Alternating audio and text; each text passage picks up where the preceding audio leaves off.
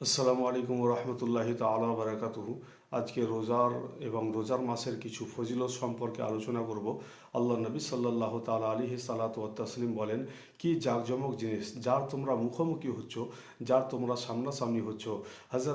হজরত ওমরে ফারুক রাদিয়াল্লাহু তাআলা জিজ্ঞাসা করেন, হুজুর, কি কোনো জেহাদের হুকুম নাজিল হচ্ছে, না কোনো ওহী অবতীর্ণ হচ্ছে? আল্লাহ নবী সাল্লাল্লাহু আলাইহি সাল্লাম বললেন যে না, দুটোর মধ্যে কোনোটাই নয়।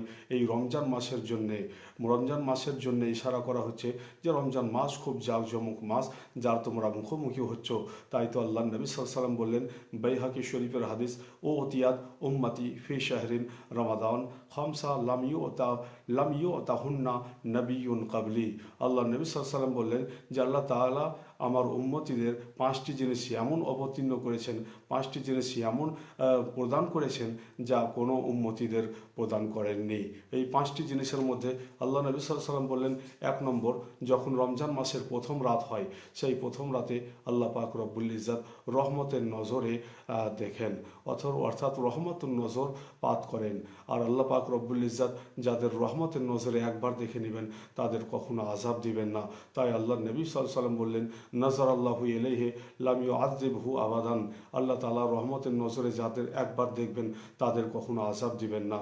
দুই নম্বর, আল্লাহ নবী বললেন যে রোজাদারদের পেট থেকে যে দুর্গন্ধ বের হয়, এটা আল্লাহর নিকট মুশকে আম্বার থেকে অতি উত্তম।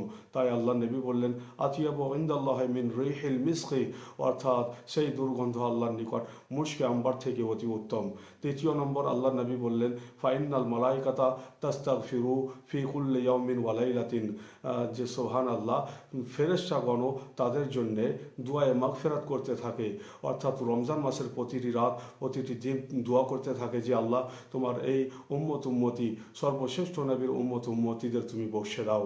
চার নম্বর, আল্লাহ নবী বললেন যে জান্নাতকে আল্লাহ পাক রব্বুল ইজ্জত হুকুম দেন, হে জান্নাত তু সেজে ধেজে নে, হে জান্নাত তু সাজসজ্জা বজায় রাখ আমার সর্বশ্রেষ্ঠ নবীর উম্মতিদের জন্যে। পাঁচ নম্বর, আল্লাহ নবী বললেন যে যখন রমজান মাসের শেষ রাত আসে, তখন সমস্ত মানুষকে আল্লাহ পাক রব্বুল ইজ্জত বকশে দেন।